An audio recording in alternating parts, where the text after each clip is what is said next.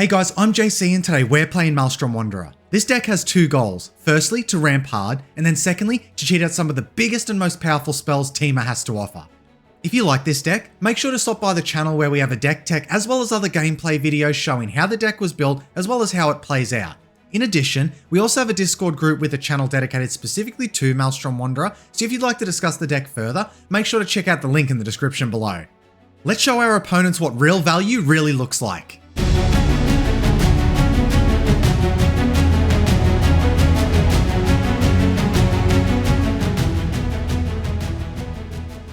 Alright guys, let's see who we're playing today. We have Ixhel, Scion of Atraxa, we have Jodah, Archmage Eternal, and finally, we have the Dragon. Alright, this opening hand we cannot keep, so let's mulligan and hope we do better. Now this second hand, we only have two sources of mana ramp, and it is at 4 mana with only 2 lands, so that is a little risky. We could get punished pretty badly if we don't draw another land or a 2 mana ramp source. So I think we have to mulligan again. Alright, this hand looks much better. We've got turn 2 ramp into turn 3 ramp. We have more than enough lands. It would be nice to have a blue source, but Kadama's Reach is going to help us get it anyway, and we do have a nice bomb in our hand in case we need to get there, so let's keep this. And we'll just bottom a forest. Now we are going first for turn, and we draw a Selvala Stampede. I absolutely love that card, so let's hope we can cast that early. So let's just start by playing our Rockfall Veil and it'll enter tapped, and then we'll pass the turn. Ixhel plays a land. And then they cast a Glistener Elf. It's a 1/1 with Infect. Nice turn 1 play for that deck, that's for sure. That should turn Ixhel online pretty early, provided the board doesn't get wiped. And that's going to be it for their turn.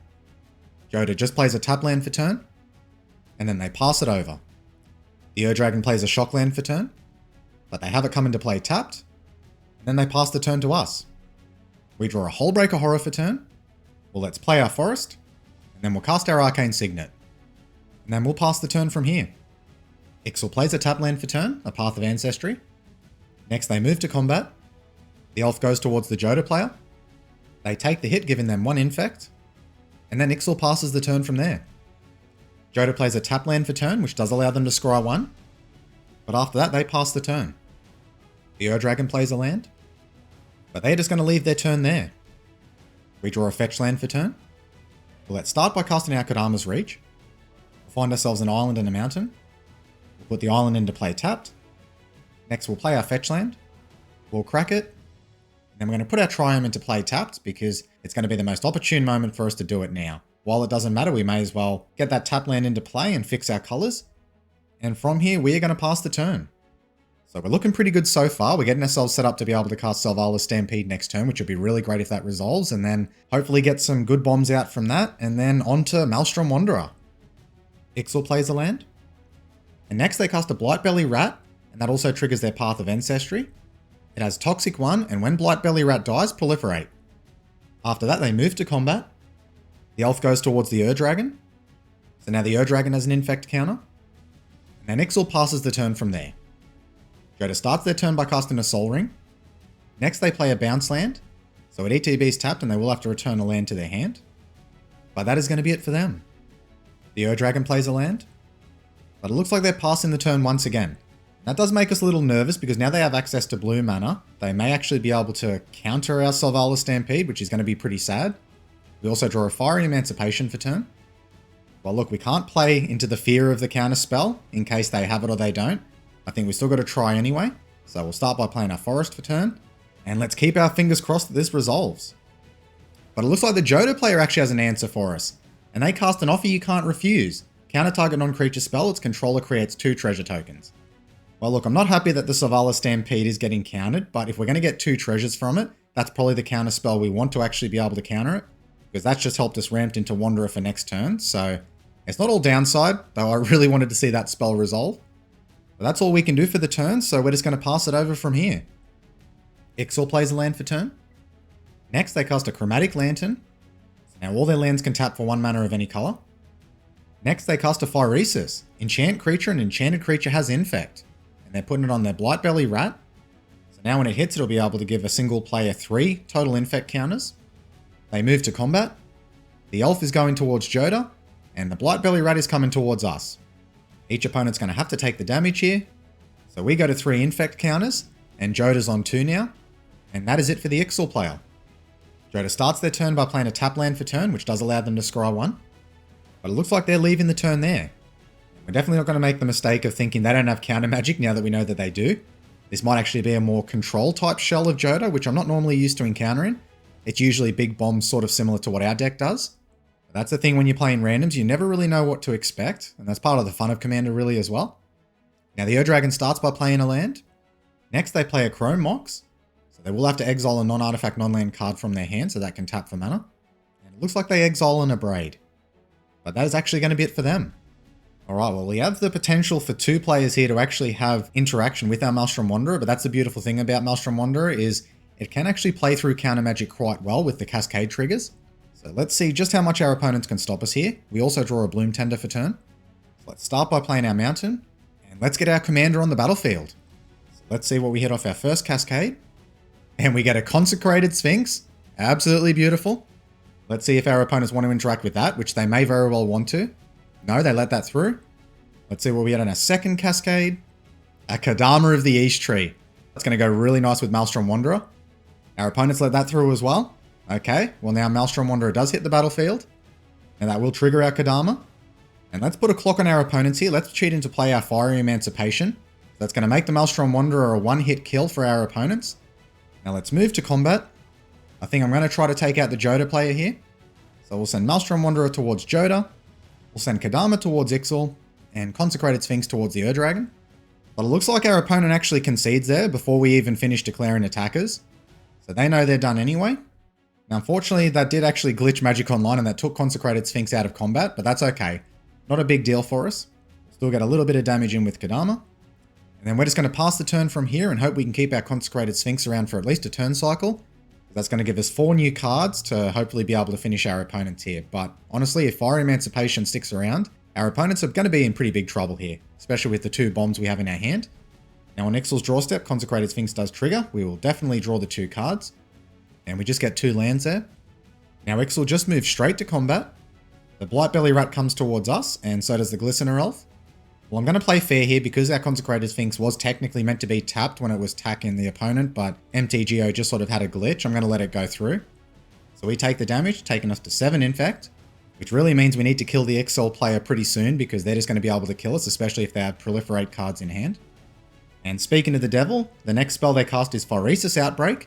Each opponent gets a poison counter, then each creature your opponents control get -1/-1 until end of turn for each poison counter its controller has. Okay, well that's the perfect answer to what we have. That pretty much wipes our entire board. So we'll put the Maelstrom Wanderer back into our command zone. But anyone that's seen this deck played before knows that isn't a bad thing at all. That just allows it to recast it for more beautiful cascade triggers. And that is it for the Ixhel player. The Ur-Dragon plays a land. They are once again just passing the turn. I'm not really sure what's going on with them. They'd have to be able to have some sort of card they could cast at this point. So unless they're really just holding up some interaction for us or for what's going to happen on the board state to try to get us. Not really too sure what their game plan is at the moment. So let's start by playing our island. Next we'll play our Bloom Tender. And after that we'll cast our Garruk. Then we're going to uptick Garruk to make a beast. That'll give us a nice blocker towards Ixhel. And from here we're just going to have to pass the turn and hope that the Ixhel player doesn't have too many Proliferate shenanigans to take us out of the game.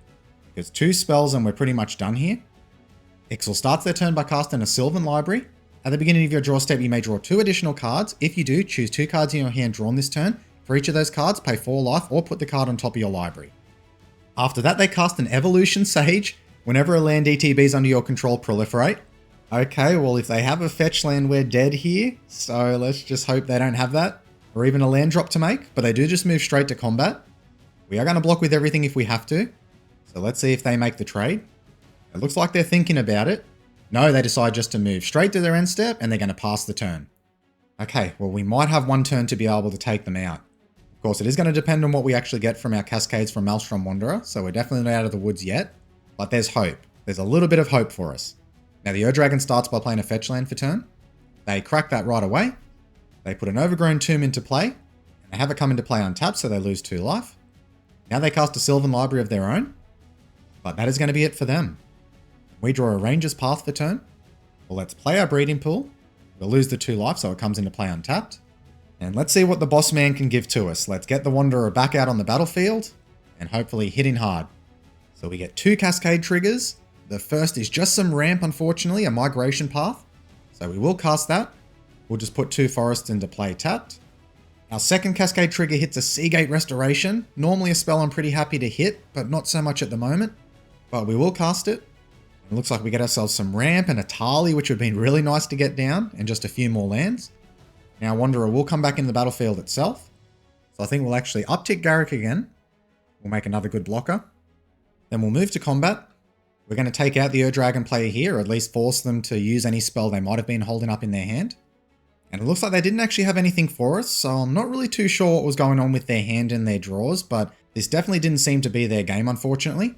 But that's all we can really do now at the moment. Bloomtender taps for 3, which is unfortunately 1 less than being able to cast anything else, so we've just got to pass it over to the Ixhel player and really hope the Sylvan Library doesn't get them a fetch land, or at least something to wipe our board so that they can swing in with some of their creatures. So let's pass it over and see what they've got for us, because if we get to our next turn, I think we've definitely got them. So it all comes down to this turn. Now on their draw step, Sylvan Library does trigger. And they start their turn by casting an Infernal Grasp, targeting our beast token. Destroy target creature, you lose 2 life. Okay, well they may be trying to go for the plan here of being able to swing through. At the moment though, we've still got pretty profitable blocks. Next they cast a Path to Exile, targeting our beast token. So they'll get rid of that and we'll be able to search for a basic land, which we will. Okay, they've got 1 creature left. Do they have the removal in their hand to get rid of it? Now they move to combat. They swing with their Rat and their Glistener Elf. And unfortunately, I do think they have us here because I just read the text and saw that when this dies, they actually get to proliferate. So either way, we actually get taken out here. Well done to them. We will block anyway. So they managed to get us. It was a very good job on their behalf as well, especially through all the big bombs that we did end up playing. So that goes down. We go to 9 Infect. And now the Blightbelly Rat will proliferate. And that is us taken out. All right, guys, that is the game done. Let's go to the review and discuss what happened. Well, this was a really fun game, and congrats to the Ixhel player on getting over the line in those last few turns. Even though we did lose this game, we still managed to take out 2 opponents and we got to see what our deck could do. But I did learn 2 valuable lessons coming out of this game. The first is to never underestimate an Infect deck, especially with all the new tools they have access to. We saw how the Ixhel player weaponized the Infect counters on us by wiping our board, and it didn't take long for us to get to the lethal 10 from there. The second is when playing against such a deck, keeping up a blocker may be the difference between winning or losing. On the turn that we first attacked, if we had kept up just 1 blocker, we would have at least bought ourselves 1 more turn, which with Fiery Emancipation out, would have been more than enough to have taken them out. Well, that's it for today's video. If you want more Maelstrom Wanderer action, there are plenty of other gameplay videos on the channel for you to check out and enjoy. Until next time, guys.